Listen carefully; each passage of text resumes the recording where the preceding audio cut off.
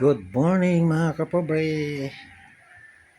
Dito sa amin hindi good morning. Bad morning ngayon kasi hindi pa rin kami nakapalaot. Nag-windy ako kaninang umaga. Nako, malakas pa palang hangin. Bukas pa talaga ang malinaw. You know, panay ang ulan. Ngayon, maligo ako ngayon kasi gagawa ko ng hangiran ko sa bangka. Malaki ang dagat. Sana matapos ko yan ngayon yung hangiran. Kasi mayroon namang bakho mag-alalay sa pagpatayo ng mga poste. Kasi pag pumalaot ako bukas, wala akong masampaan pag uwi.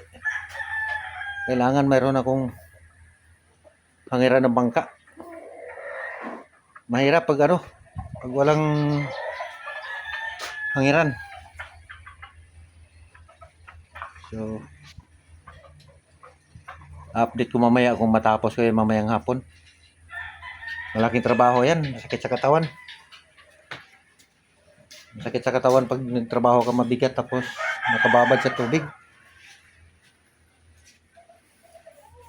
Malas pala ngayong araw na to, wala palang kikitain.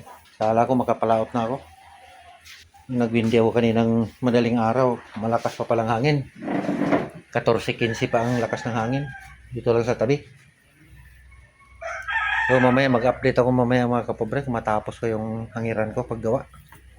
Ay wala akong katulong, ako lang mag-isa dyan. Pero pagpatayo ng poste, pagawa ko yung sa bakho. So thank you for watching.